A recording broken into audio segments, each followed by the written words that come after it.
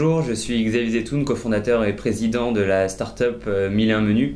1001 Menus, c'est une société qui aide les restaurants à communiquer sur Internet. On facilite la communication des restaurants parisiens et français grâce à un outil très simple pour gérer et diffuser son restaurant sur toutes les plateformes qui existent sur Internet. Donc nous avons démarré notre activité il y a 3 ans. Aujourd'hui, on est 18 salariés dans la société et donc on continue à se développer très rapidement.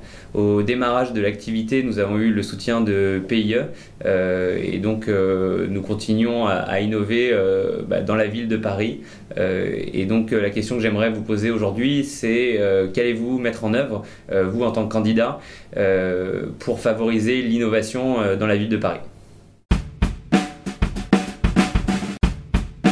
Donc moi, je veux continuer d'abord dans ce qu'on a déjà entrepris, c'est-à-dire la création de 100 000 m², ça a été le cas, de pépinières et d'incubateurs. On va aussi apporter notre aide à un certain nombre d'autres initiatives de ce type. Je pense bien sûr à la Halle Fraissinet, avec cet incubateur le plus grand au monde qui accueillera 1000 startups dans les années qui viennent et qui est porté par Xavier Niel, mais aussi par la Caisse des dépôts et avec l'aide de la mairie de Paris. Donc, aider au développement de ces lieux permettant l'installation et la création de ces startups, et puis surtout considérer qu'au-delà de cette aide directe dans un investissement de bâtiments qui permettent à ces entreprises de trouver leur place, il faut aussi créer les conditions d'un environnement qui reste favorable à l'innovation et à la création. Donc ça veut dire travailler avec les universités, avec les entreprises,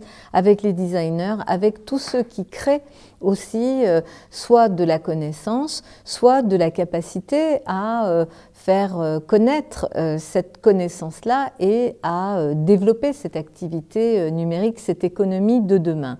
C'est aussi continuer à faire de Paris une ville dans laquelle la création artistique a toute sa place. J'ai bien vu quand je discute avec des créateurs qui sont passés par plusieurs villes que la dimension artistique, tout ce qui existe sur le plan culturel dans une ville est un élément fondamental de l'écosystème permettant d'attirer et de développer ces entreprises. Au-delà de la création, il faut vraiment maintenant qu'on travaille sur l'accompagnement de ces startups vers le statut de PME. Et là, il y a sans doute à inventer de nouveaux lieux, de nouvelles politiques. Par exemple, dans le lien avec la commande publique de la ville, je pense qu'on va pouvoir aller beaucoup plus loin que ce qu'on a fait jusqu'à présent.